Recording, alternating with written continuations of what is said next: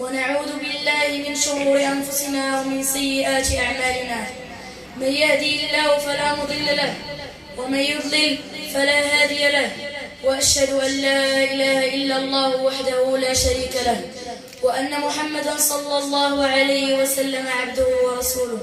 أما بعد، فإن خير الكلام كلام الله، وخير الهدى هدى محمد صلى الله عليه وسلم، وشر الأمور محدثاتها، وكل محدثة بدعة، وكل بدعة ضلالة، وكل ضلالة في النار. اللهم أجرنا من النار.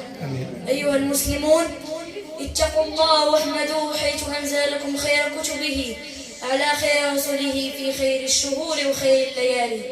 قال تعالى: شهر رمضان الذي أنزل فيه القرآن هدى للناس وبينات من الهدى والفرقان. قال تعالى: إنا أنزلناه في ليلة القدر. قال تعالى: وكذلك أوحينا إليك روحا من أمرنا ما كنت تدري ما الكتاب ولا الإيمان، ولكن جعلناه نورا نهدي به من نشاء من عبادنا، وإنك لتهدي إلى صراط مستقيم. وأمرنا الله أن نتمسك به لنهتدي، فقال: واعتصموا بحبل الله جميعا ولا تفرقوا. القرآن الكريم هو حبل الله الممدود من السماء إلى الأرض. قال صلى الله عليه وسلم: ألا وإني تارك فيكم ثقلين، أحدهما كتاب الله عز وجل، هو حبل الله، من اتبعه كان على الهدى، ومن تركه كان على ضلاله. رواه مسلم. ولما حضر القوم كتاب الله شكاهم نبينا صلى الله عليه وسلم إلى ربه. قال تعالى حاكيا قوله: وقال الرسول يا رب إن قومي اتخذوا هذا القرآن مهجورا.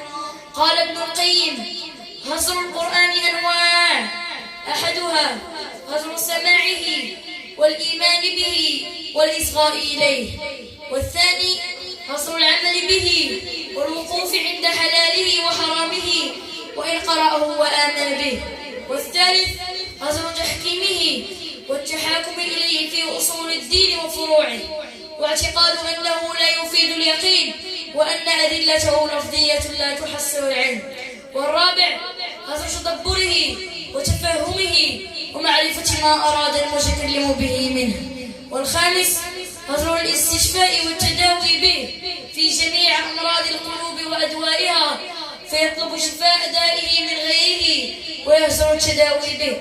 وكل هذا داخل في قوله: وقال الرسول يا رب إن قوم اتخذوا هذا القرآن مهجورا.